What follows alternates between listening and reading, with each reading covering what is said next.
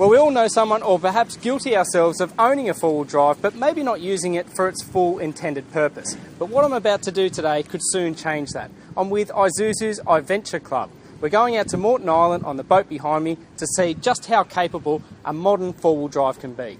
Our destination is Moreton Island, a large sand island located 58 kilometres northeast of Brisbane.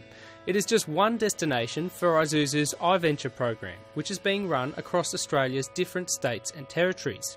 The program is available to Isuzu owners at a cost of $250 using your own vehicle with 2 passengers on board.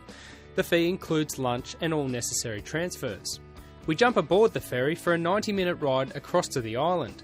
During this time we learn some basic four-wheel drive tips and potential hazards during our 8-hour round trip. But first things first though, we've got the tyres lowered to 18 psi and we've got the transmission in 4 high, because basically as soon as you come off the boat you're straight into thick sand, as I'm finding now. The vehicles used on our trip are Isuzu D-Max Utes and Isuzu MUX SUVs, both powered by the same 130 kilowatt 380 Nm turbo diesel engine. The vehicles prove their off-road prowess all day long.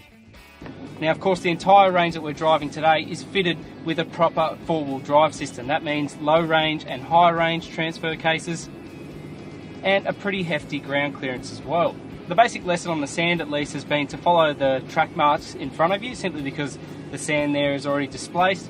And the other key consideration is tides, but luckily we don't really have that issue today because we've arrived on a low tide.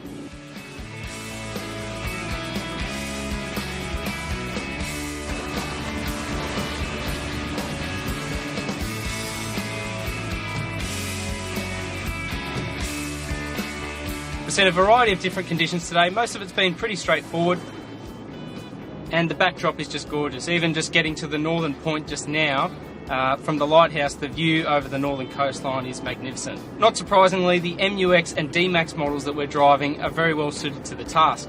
Even though there's only 380 Nm of torque, it comes on very low on the rev range, meaning that you can easily amble through this thick sand with ease. The four-wheel drive system also works well, making for fairly easy progress on some of the beach driving that we're doing at the moment. Both vehicles prove their off-road prowess all day long, easily accommodating the mix of sand hills, beach driving and water crossings. And there we have it. After a couple of hours of driving, we've now arrived at the peak of Moreton Island, the Cape Moreton Lighthouse. And as you can see, I've got this magic coastline view behind me. The best part of all is that we get to go back and do it all again on our way back to the ferry.